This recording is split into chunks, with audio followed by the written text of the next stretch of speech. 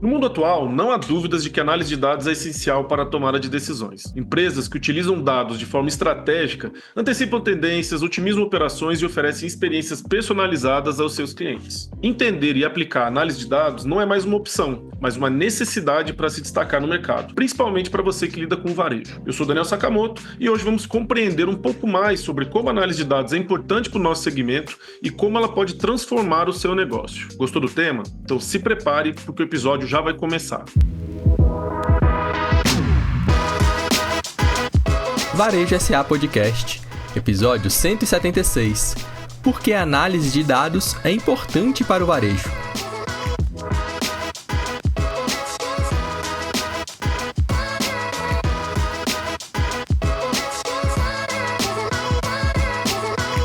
E para nos ajudar a entender melhor esse cenário, temos o prazer de receber aqui Matheus Calvelli, pesquisador econômico e cientista de dados da Stone. Com mais de 7 anos de experiência em ciência de dados, o Matheus tem uma visão analítica e estratégica sobre economia, mercado de pagamentos e tendências que estão revolucionando o varejo. Atualmente, é líder técnico e porta-voz do Índice do Varejo Stone. Olá, Matheus, seja bem-vindo ao Varejo SA Podcast, tudo bem? Olá, Daniel, muito obrigado por me receber, tudo ótimo e você? Tudo jóia, o prazer é nosso ter você aqui. Bom, e para começar esse nosso bate-papo, queria pedir para você se apresentar aí para o nosso público, falar um pouquinho de você e das suas experiências profissionais. Sim. Então, embora eu trabalhe com pesquisa econômica, né, a minha formação, na verdade, é como físico. Vem da academia, sou doutor em física e, enfim, trabalhava com dados já nesse lado acadêmico. Eu acho que, como muita gente que entrou em ciência de dados, eu acabei trocando de área por frustração com a academia, assim. Fui procurar o que eu poderia fazer fora da academia e acabei entrando nessa área, assim. Comecei prestando serviço para algumas pessoas, fazendo para algumas empresas de forma como freelancer e estou nisso há, como você falou, um pouco mais de 7 anos, uns 8 anos já. Eu estou na Stone, né, na empresa onde eu trabalho hoje já há quase 6 anos. Eu passei por diversas áreas dentro da empresa, assim, eu não fiquei numa área só durante muito tempo em geral. Trabalhei desde da parte de, vamos botar assim, análise de pessoas, né, trabalhar com dados de funcionários, até análise operacional e nos últimos 4 anos eu estou nessa parte de economia, de pesquisa econômica mesmo. Dentro da empresa eu trabalho, além dessa parte toda macroeconômica, de analisar o varejo, eu trabalho bastante também com temas estratégicos dentro da empresa. Enfim, definir o nosso mercado, onde que estão as maiores oportunidades, onde que a gente tem gargalos, entender exatamente como é que está a competição, como é que a gente tem que reagir a esse tipo de coisa e por aí vai. Obviamente, o tema de ciência de dados é muito amplo e dentro disso existe uma série grande de coisas que podem ser feitas, diversas estratégias diferentes, mas o meu foco principal é esse. Ah, que legal. Bom, obrigado por conversar com a gente. E o tema da nossa conversa hoje é sobre análise de dados e a importância disso para o varejo. Eu queria que você contextualizasse um pouquinho como que você vê a evolução desse tema, análise de dados, no mundo dos negócios. A gente está no auge da importância da análise de dados. Você acha que o momento em que a gente vive é um momento que nunca antes na história dados foram tão relevantes como são hoje? Eu diria que sim, Daniel, mas é sempre uma coisa que eu acho que é sempre importante, assim, isso vale de empresas quanto de empresários, assim. Às vezes se tem um desespero muito grande, né, para tentar aplicar dados, para tentar usar dados em qualquer situação que seja. E é importante entender exatamente o contexto, entender a capacidade que se tem de operar, né? Acho que a grande dificuldade, acho que o grande quê de dados é você entender o que se aplica ao seu caso, quais as limitações que você tem, qual tipo de dado você tem e o que se pode fazer. Muitas vezes é comum as pessoas botarem, né, botar assim, a carroça na frente do boi e achar que, se eu tiver dados eu resolvo todos os meus problemas, e não é bem assim. A gente tem que sempre analisar caso a caso. Acho que essa aqui talvez seja a grande dificuldade, assim, mas é muito importante. A gente que lida muito com o cliente, eu de forma diretamente, né, no back-office, a gente vê muitas vezes assim, empresas pequenas e médias que têm uma dificuldade muito grande de tomar decisões e, assim, com pouquíssimos dados, talvez você conseguisse resolver boa parte do problema dessas pessoas, entende? Eu acho que você trouxe um ponto importante e a gente percebe também que realmente existe ali uma ansiedade, uma insegurança do empresário, do empreendedor que escuta muito sobre a importância dos dados nos negócios e ele ali no dia a dia da sua operação fica buscando uma solução nesse sentido. Qual que é o segredo para identificar os dados que são relevantes para cada negócio, para não padronizar, né? Porque acho que não existe uma fórmula padrão, nenhuma receita de bolo para todo mundo. Acho que depende de cada negócio, né, Matheus? Correto, sim. Bom, acho que o principal, e aí cada empresa, cada empresário, a depender do setor que tiver inserido, tem que ter uma noção, digamos assim, primeiro do que é mais relevante, assim, em qual parte da sua operação talvez tenha o maior potencial para você ter ganhos de eficiência e coisas do gênero. Acho que essa é a primeira coisa, entender quais são os elementos da sua empresa e onde seria, digamos, a gente chama de onde seriam os locais onde talvez com poucas intervenções, com poucos dados, você já conseguisse fazer uma melhora significativa, assim. Acho que essa é sempre a questão para mim. Sempre que a gente conversa com. Porque uma dinâmica dentro do nosso time é que a gente faz muito trabalho em parceria com outros times dentro da empresa. Então, outras empresas procuram a gente, outras empresas não, perdão, outras áreas procuram a gente para falar: poxa, a gente está querendo estudar esse tipo de problema, a gente está querendo estudar esse tipo de assunto, vocês conseguem ajudar a gente, vocês conseguem fazer. E muitas vezes as pessoas já estão pensando num nível de complexidade muito grande, sendo que existem coisas de complexidade bem baixa que podem ter um impacto muito relevante e que está passando despercebido, assim.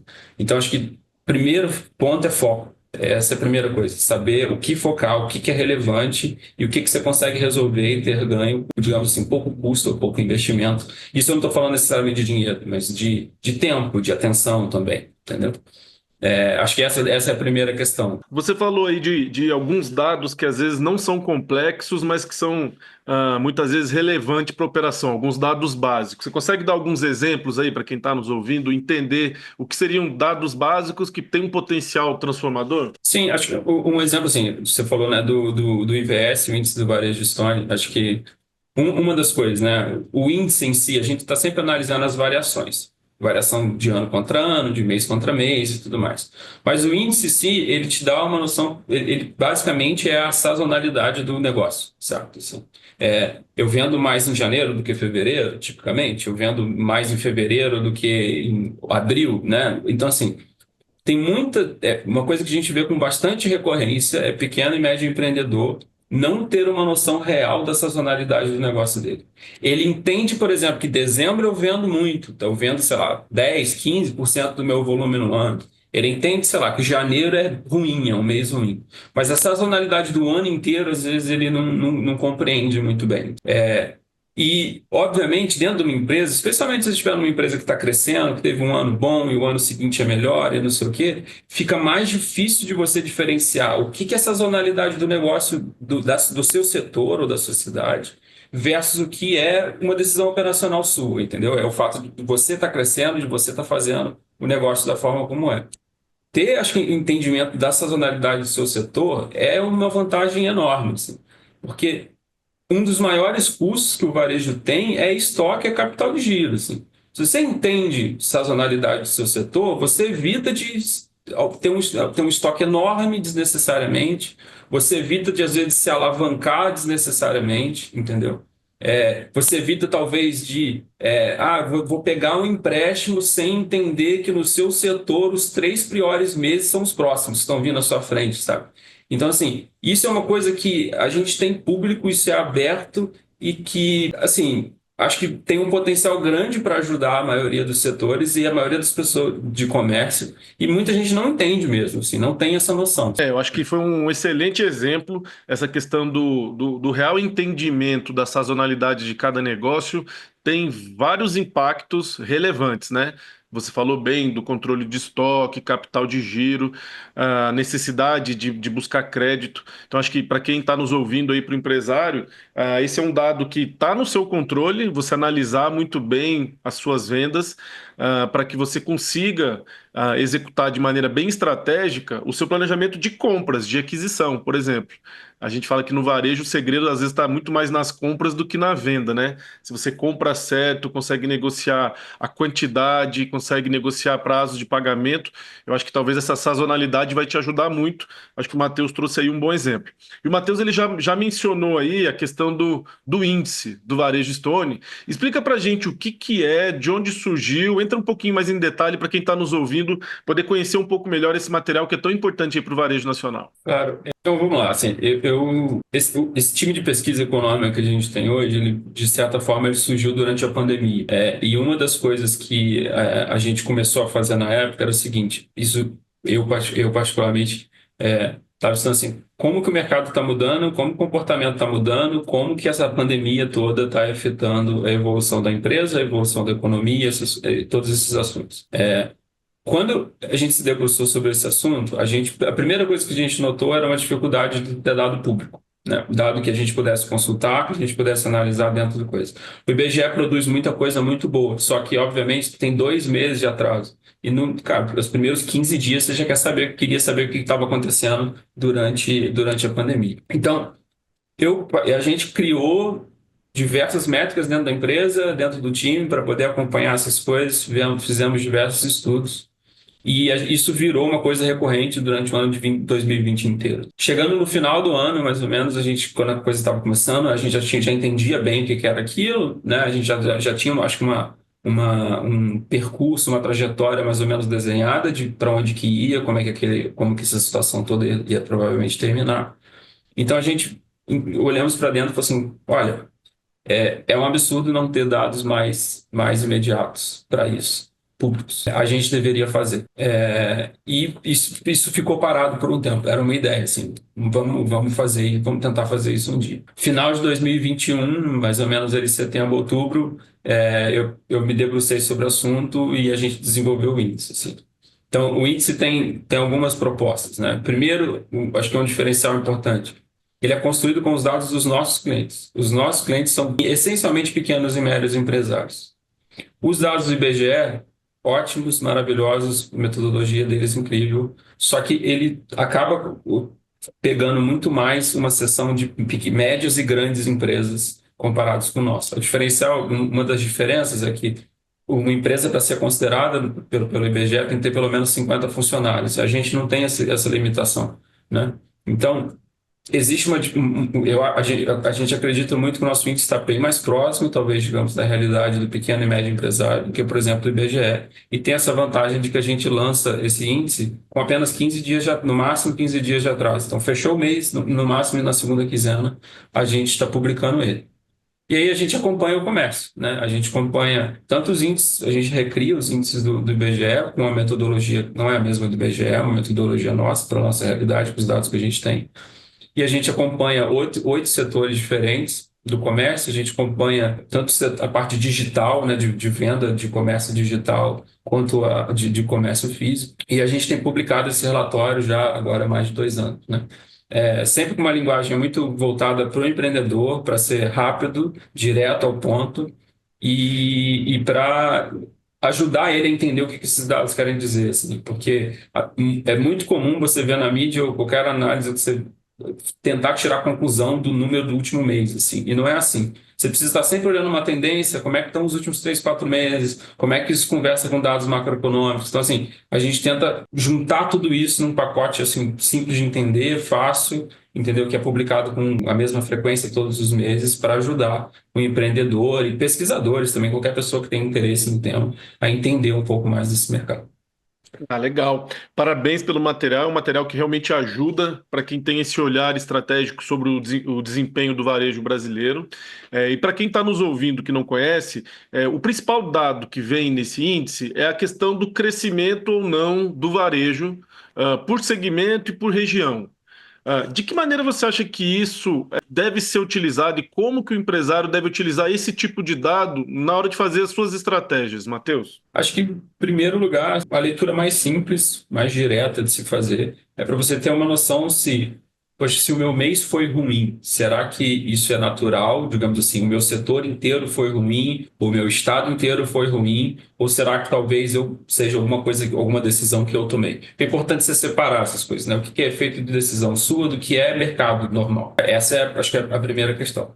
A segunda questão é que, como eu falei, como a gente faz uma leitura de médio prazo dos dados dos últimos meses e trazendo uma leitura macroeconômica também de dados de Bacen, de IBGE e tudo mais para a gente entender um pouco essa coisa toda, a gente consegue ter uma sensação muito boa de o mercado está desacelerando, o mercado está neutro, o mercado está acelerando. Isso pode ser bastante relevante para você ajustar, justamente até puxando um pouco o assunto de antes, que a gente comentou de fluxo de caixa, de estoque e tudo mais, você poder ajustar as suas expectativas, assim. Um exemplo, por exemplo, em novembro do ano passado a gente começou a falar assim, embora os números, se você olhasse só para o número de novembro, talvez você não achasse que as coisas você achasse que as coisas estavam normais, estava tudo aqui. Numa leitura de mais de longo prazo, a gente está vendo um arrefecimento, assim. A gente acha que vai começar a desacelerar. Dezembro veio bem negativo, sabe?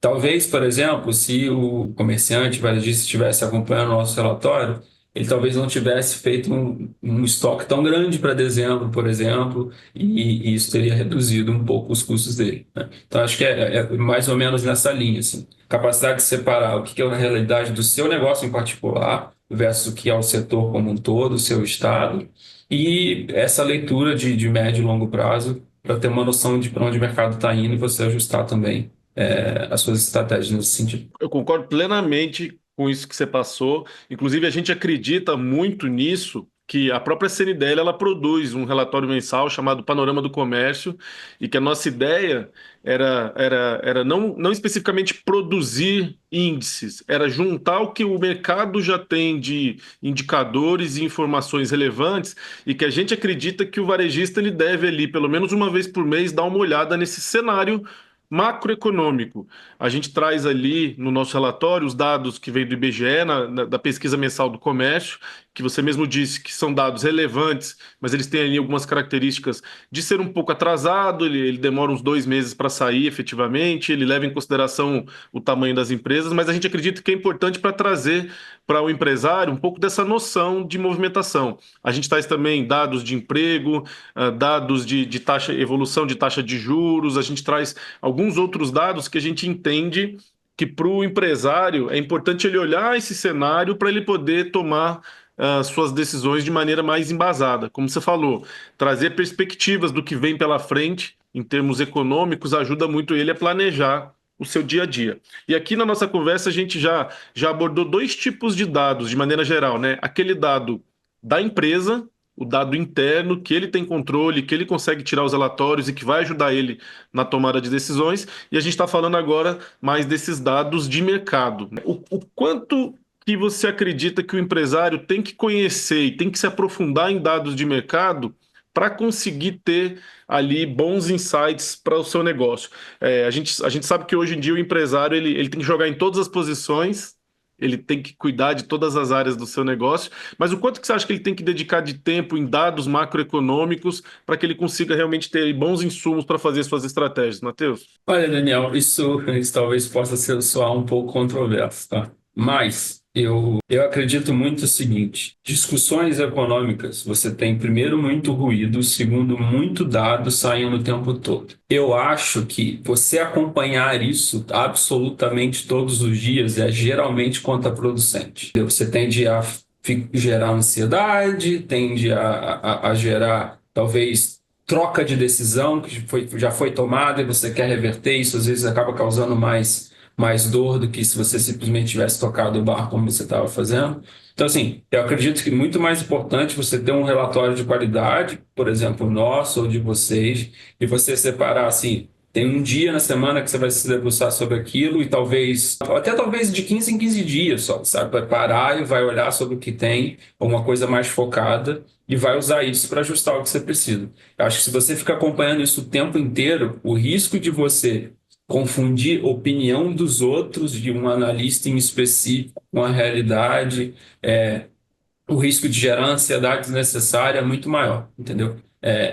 Por exemplo, um exemplo simples, eu invisto meu próprio dinheiro. Eu paro para olhar minha carteira a cada 3 meses. Se eu ficar olhando todos os dias, eu vou fazer besteira, eu sei que eu vou fazer besteira. Acho que é mais ou menos a mesma coisa.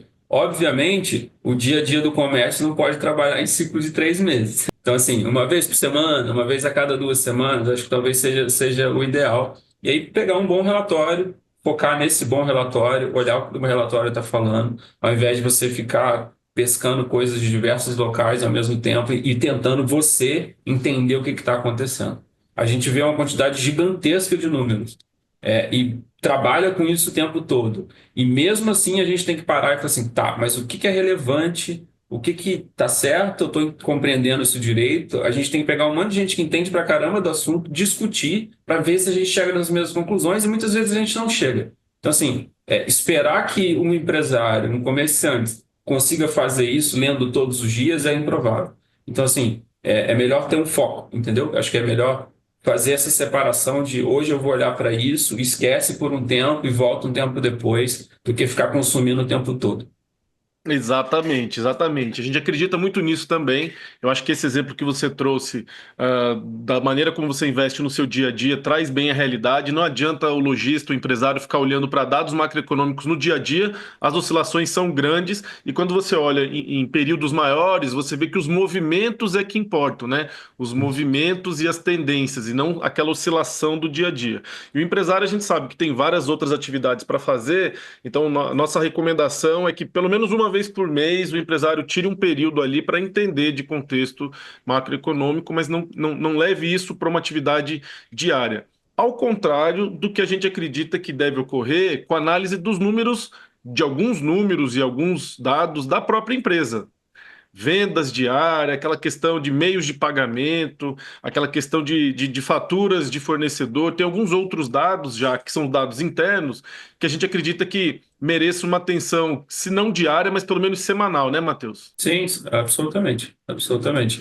A realidade do dia a dia da empresa é onde, de fato, o foco deveria estar, uma parte do tempo. Exato. Bom, e você falou que a Stone tem essa visão sobre análise de dados, especialmente após a pandemia.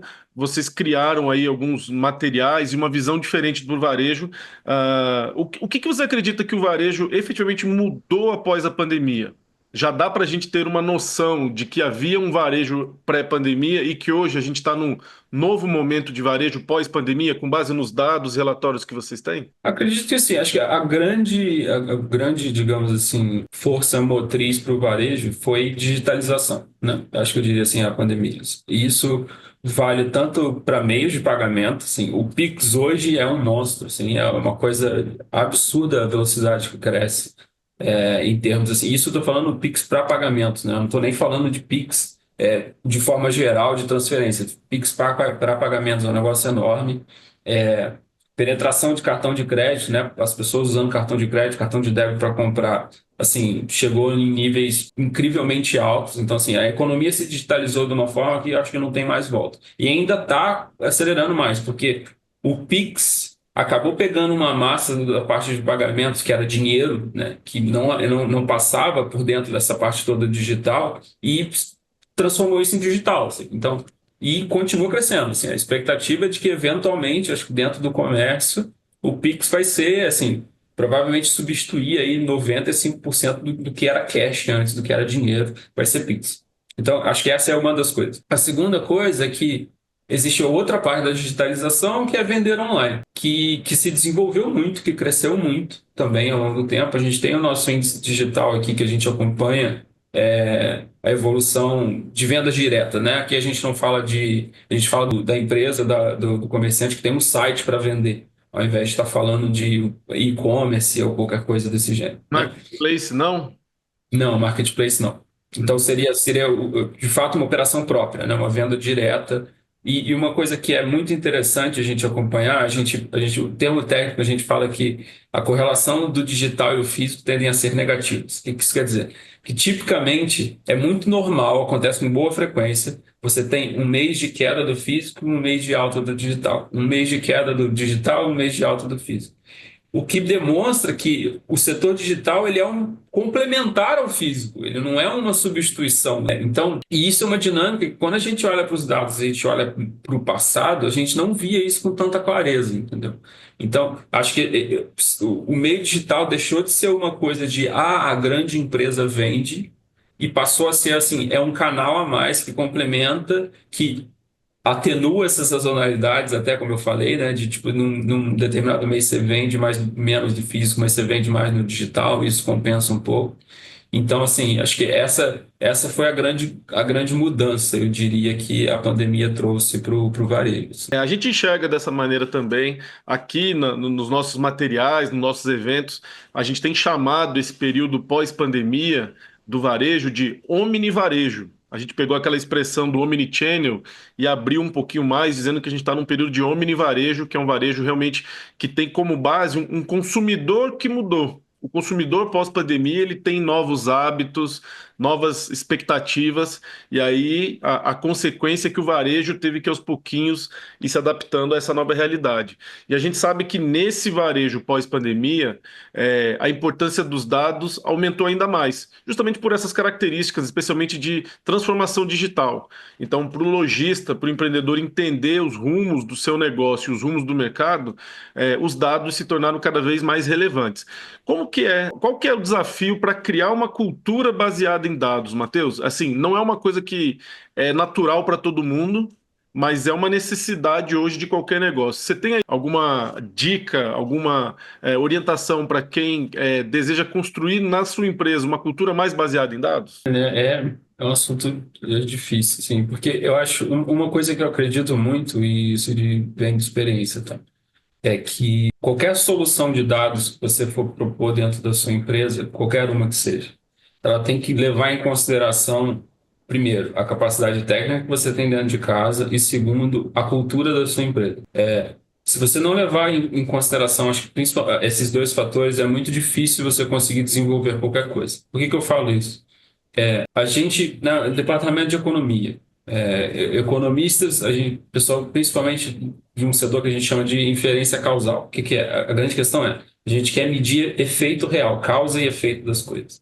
Para você fazer uma medida, qualquer tipo de experimento para gerar, calcular e tentar ter uma estimativa razoável de que alguma coisa está de fato causando outra, isso leva tempo. Você tem que desenhar, você tem que sentar, você tem que pegar um monte de gente, botar no mesmo papel e garantir que ninguém vai pisar no pé de ninguém e tudo mais, para poder garantir que o que você está medindo de fato está correto. É impossível eu propor uma solução dessa para um time que são duas, três pessoas e que todo mundo corre o tempo todo e que tem que resolver um milhão de coisas. Porque precisa de calma, entendeu? Então, assim, a primeira coisa que você precisa fazer, eu acho que é entender isso, assim. A cultura da sua empresa é uma cultura que cabe você fazer as coisas com um pouco mais de calma?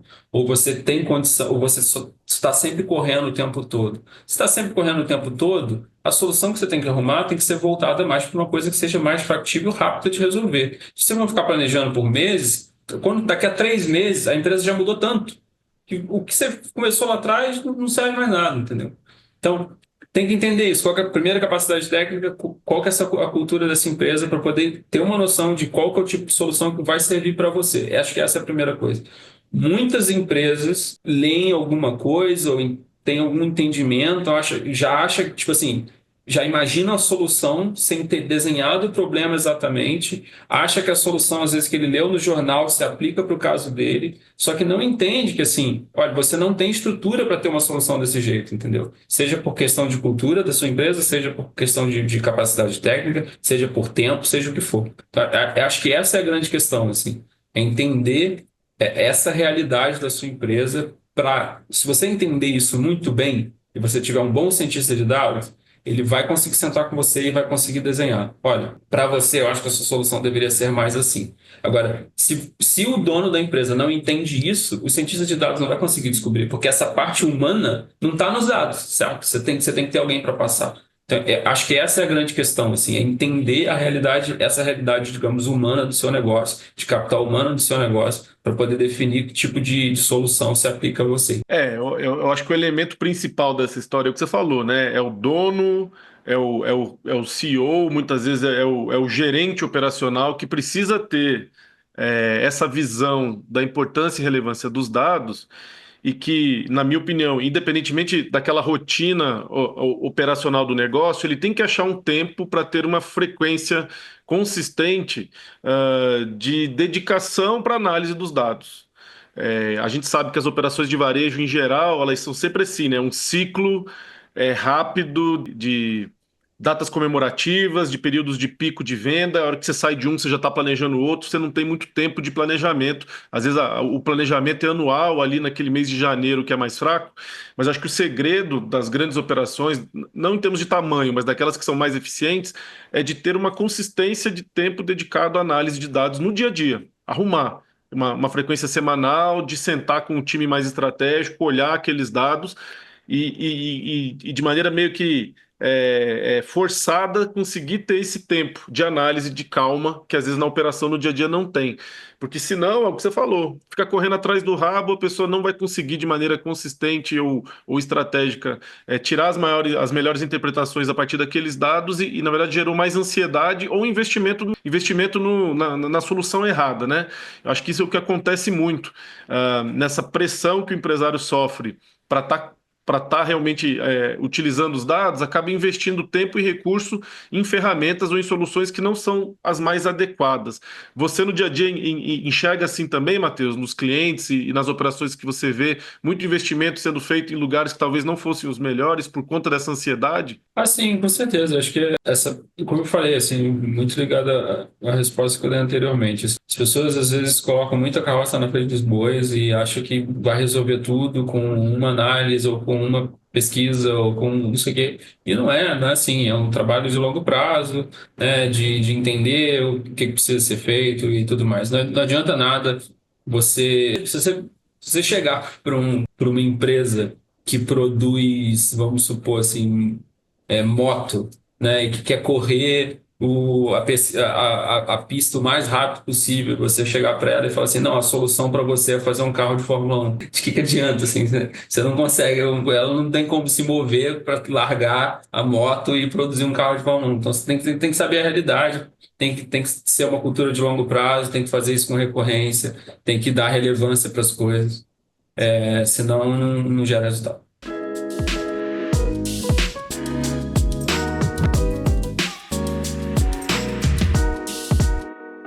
E como é que você vê a evolução em termos de tecnologia e ferramenta para análise de dados, especialmente nesses últimos anos, né? A gente tem falado cada dia mais de inteligência artificial, a gente tem visto que a acessibilidade das tecnologias está cada vez maior, então o micro e pequeno, que antigamente ficava alheio a essa discussão, já tem boas ferramentas para poder utilizar. Como é que você vê essa evolução e o que você vê de novidade aí nesse aspecto? Então, como você falou, eu acho que toda essa parte de dados está se barateando muito, né? Está ficando muito barato você produzir as coisas por conta de IA, por conta de simplesmente preço, né? Preço de banco de dados, de servidor, com cloud hoje em dia, você não precisa mais ter um departamento inteiro de TI, assim, né? Você pode ter algumas pessoas ali, você consegue ter algum nível de infraestrutura.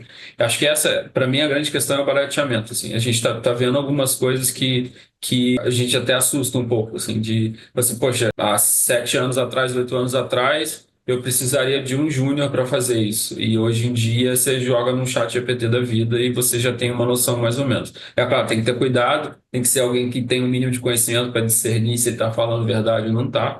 Mas a economia de tempo é muito grande. E, por conta disso, desenvolver software está ficando mais barato. Então, o empresário começa a ter cada vez mais acesso a dados mais amplos, a custos mais baixos, né? Você começa, hoje em dia, antigamente você ter um software de gestão de caixa e produto e estoque era caro. Hoje em dia qualquer um tem no celular, em qualquer lugar, né? Então, essa tendência acho que não para, assim, entendeu? Vai ficar mais barato, cada vez mais barato, a inteligência artificial vai ajudar a ficar cada vez mais barato e a questão é só de implementar.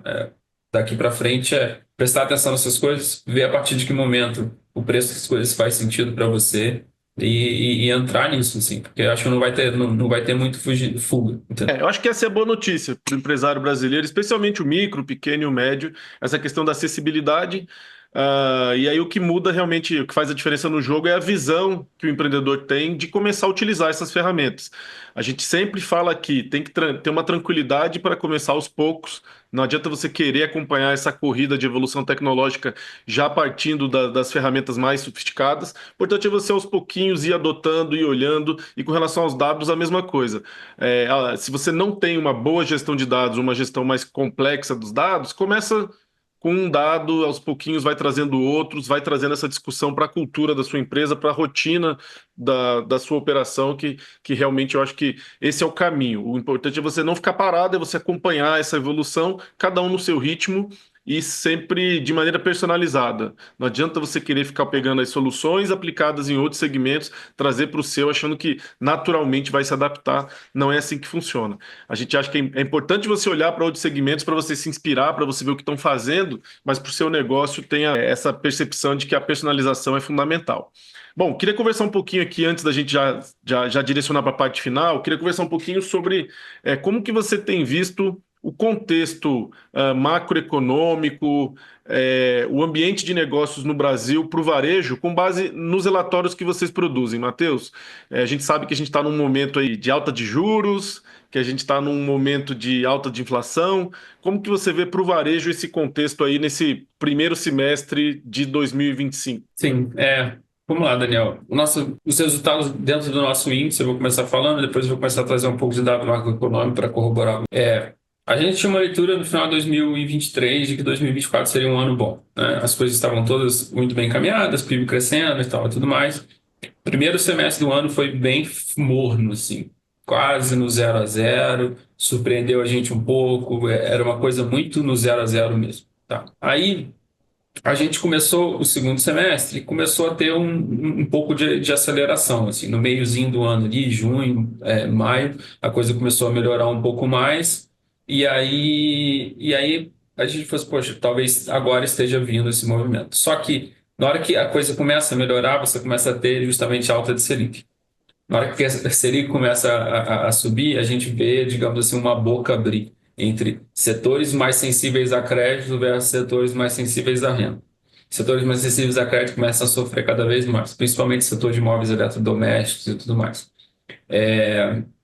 E isso foi, a gente ficou no primeiro trimestre ali, a gente já viu um nível, o terceiro trimestre a gente já viu um determinado nível de desaceleração, não sabia mais ou menos para onde que ia.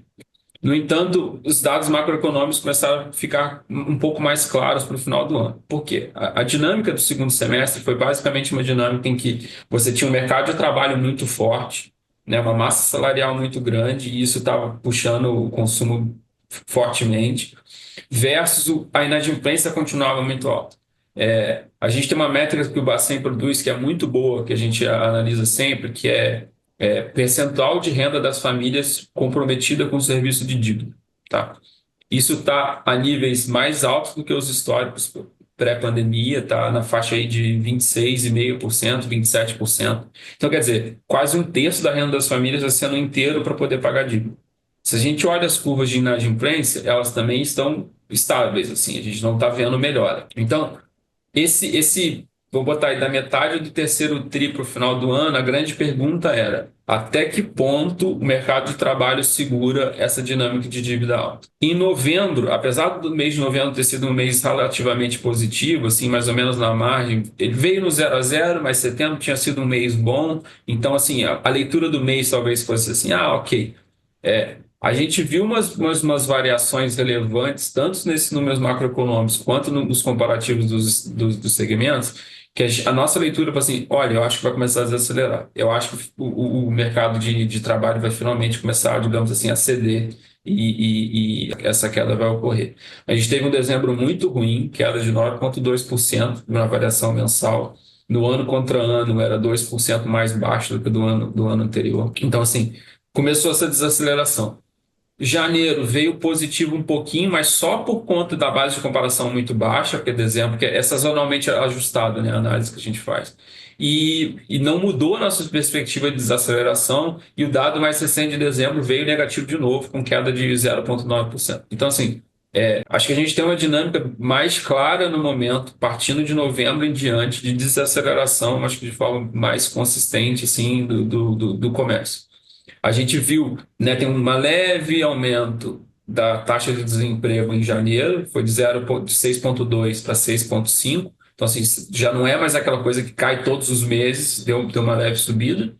O CAGED também veio mais fraco do que estava vindo historicamente, de forma. Ainda é positivo, o saldo ainda é positivo, mas mais fraco do que anteriormente. Então, assim, a gente está vendo sinais de que política monetária está tendo efeito, porque todos esses setores que dependem mais de crédito estão sofrendo mais do que a maioria. A gente está vendo o mercado de trabalho dando uma desacelerada, ao mesmo tempo em que dinâmica e inadimplência não está melhorando. Então, acho que isso tudo corrobora uma visão de que estamos desacelerando. Agora, todo mercado de comércio, de varejo é muito dinâmico. Se faz promoção, à torta direita, tem uma capacidade de se reinventar, de fazer as coisas para poder tentar ficar no 0 a 0 muito forte. Então, assim, não quer dizer necessariamente que você vai ver uma queda, sabe, constante para sempre, não é nada disso. Mas ritmo de crescimento que estava se vendo, constantes melhoras e não sei o que, é uma coisa que a gente não espera. No mínimo, eu diria, a gente ficaria no 0 a 0 nos próximos meses, assim. O quanto que você acha que a taxa de juros impacta diretamente no varejo? Essa discussão dos juros, ela é uma das mais relevantes hoje no país. Todo mundo virou especialista em juros, né? Porque existe o governo federal fazendo pressão para os juros baixar, o Banco Central precisando aumentar os juros para controlar a inflação. Como que os juros têm uma dinâmica de impacto no varejo, na sua opinião, Matheus? Então, Daniel, eu acho que uma das coisas que se erra muito é achar que o efeito é imediato. Assim. Não é o efeito imediato. Ele leva alguns meses para você começar a ver essa característica, né? A primeira grande parte foi assim, tudo que se parcela muito fica muito mais caro, né? Porque as coisas que você compra parcelado no crédito. Quase ninguém mais faz crediário hoje em dia, né? Você compra no cartão de crédito. Cartão de crédito, para ser parcelado daquela forma, quanto mais parcelas, mais juros o comerciante vai ser cobrado. Mais juros não, né? Mais taxa ele vai ser cobrado. Se ele quiser antecipar aquilo, ele paga mais taxa ainda, se ele quiser trazer o valor presente. E essa taxa ela é baseada na Selic. Se a Selic sobe, essa taxa tem que subir. Não tem como. Então, fica mais caro para o lojista vender a prazo, né? Se fica mais caro, ele tem que repassar esse preço. Não tem jeito. Então, assim, as coisas ficam mais caras nesses setores que dependem mais de crédito naturalmente, o consumo cai, assim. Mas tudo isso leva-se um tempo. Até porque, por exemplo, se a Selic subir amanhã, as empresas de cartão de crédito não vão ajustar esse preço no mesmo dia, entendeu? Leva um tempo para isso acontecer. De repente, a depender de qual taxa que o comerciante negociou, ele nem tem a mudança no preço dele, entendeu? Então, assim, tudo isso é a caso e demora um tempo. Então, poxa, mas aumentou a Selic, mas eu não vi mudança nenhuma amanhã. Não, não vai ver mesmo. Leva um tempo para isso se propagar durante a economia. Nesse final de ano, acho que esses setores, principalmente, acho que eu diria assim, móveis eletrodomésticos, tá?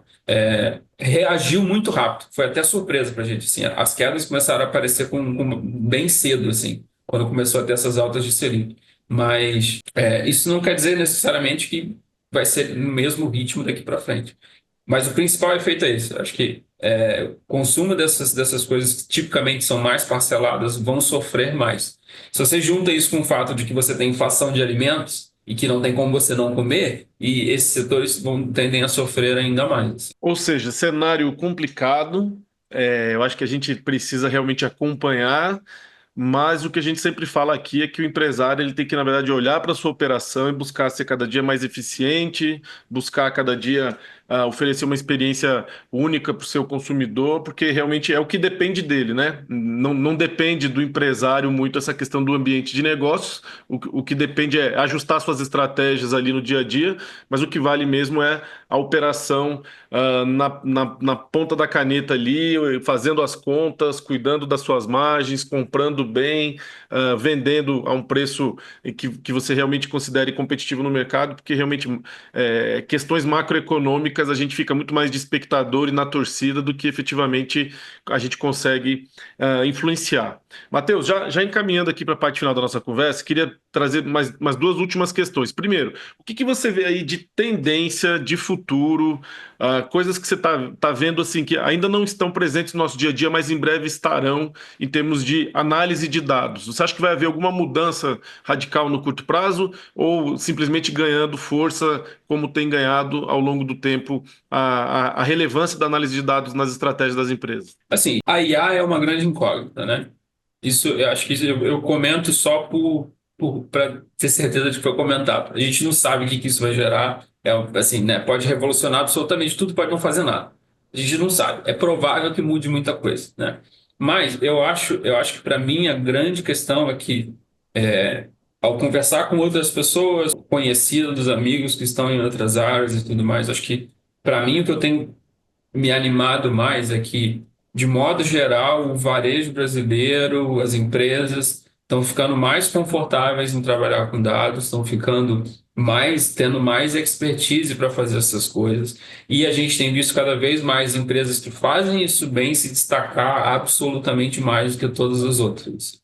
Então, eu acredito que tem muito potencial, mas você precisa realizar esse potencial e isso vem de aprender a trabalhar com essas coisas. E eu acho que, como um todo, o varejo está ficando mais, como é que eu vou dizer, experiente com isso, sabendo trabalhar com essas coisas, sabendo fazer essas coisas, sabendo usar isso para gerar valor. Então, para mim, acho que é mais nessa linha, entendeu? Assim, de sermos uma economia mais eficiente, sermos um setor mais produtivo, porque a gente aprendeu de fato, a gente de fato gerou o conhecimento necessário para poder usar essas coisas de forma efetiva. Acho que é isso que mais me empolga, assim. Se IA vai vir e vai trazer um produto novo e vai revolucionar absolutamente tudo, para quem quiser fazer esse tipo de chute, eu não faço a menor ideia. É provável, mas eu tento não me apegar muito a essas coisas. Realmente é difícil prever para onde vamos em termos de inteligência artificial, mas a gente já tem visto que, em termos de análise de dados, o varejo brasileiro está amadurecendo. O que já foi um diferencial competitivo hoje, na verdade, é uma estratégia essencial. É difícil você ver uma operação de varejo que seja relevante e de sucesso que não tenha análise de dados como uma das áreas centrais da sua operação. E para a gente já encaminhar aqui para a parte final, queria pedir para você deixar de uma maneira didática, talvez, algumas orientações para aquele empresário, empreendedor, lojista que está nos ouvindo e quer aprimorar, quer investir um pouco mais de tempo e esforço e recursos na análise de dados. Qual que você acha que é o caminho essencial para quem quer aprimorar um pouco mais a parte de análise de dados nas suas operações? Dentro de uma empresa, existem dois tipos de perguntas que você pode fazer. Existe a pergunta aberta, que é como eu resolvo o problema do meu caixa? E existe a pergunta fechada. Primeira coisa, tenta pensar mais em perguntas fechadas, que é o seguinte, você, dentro da pergunta, você já explora um aspecto do seu problema e tenta para poder partir dali. Então, perguntas abertas não geram solução. A gente precisa ter foco, assim. O seu problema é de caixa? Tá. De onde que vem esse seu fluxo de caixa? Onde que eu penso, qual que é o item que você vende que mais gera esse dinheiro? Qual que é a sua principal saída? Eu quero entender como que eu posso, sei lá, ser mais eficiente na compra do principal produto para poder melhorar o meu fluxo de caixa. Pronto, você já reduziu um problema desse tamanho para um negócio menor. Essa é a primeira coisa. O segundo se você tem uma pessoa para fazer análise de dados com você, trabalhe com ela para transformar essa pergunta sua, que agora já fechou, que já é mais focada, numa pergunta que possa ser respondida com dados. Porque nem toda pergunta dá para ser respondida com dados, entendeu? Essa acho que é a grande questão, assim.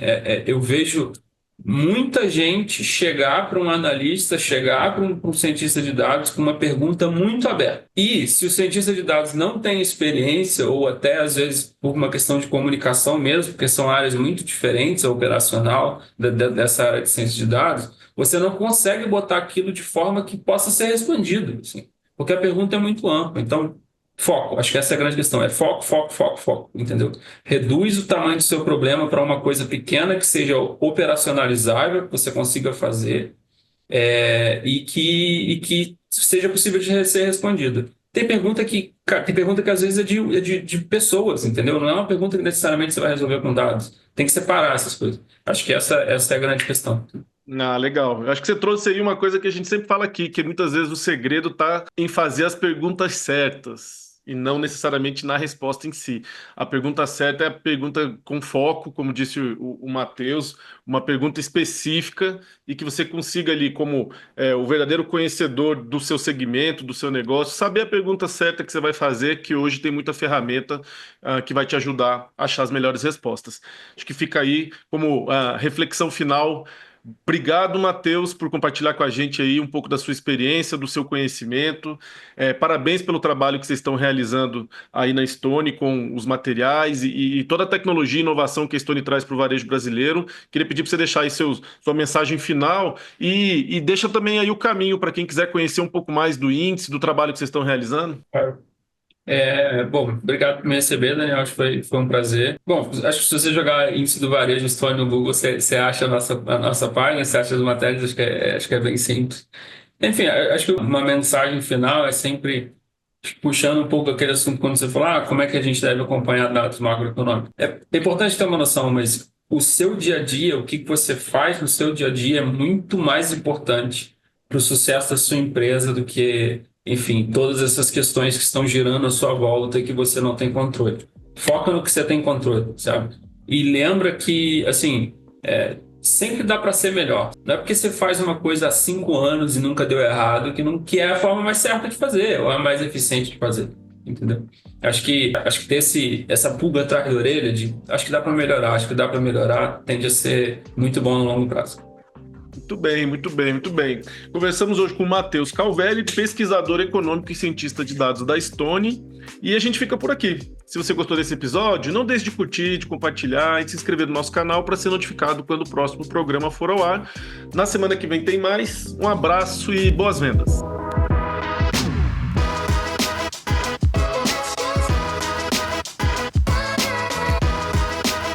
Este foi o Varejo SA Podcast. Se gostou, você também pode escutar os episódios anteriores no seu tocador de podcast preferido.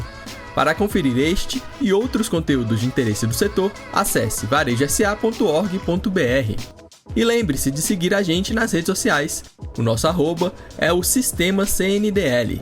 Já no YouTube, procure por CNDL Brasil para nos encontrar.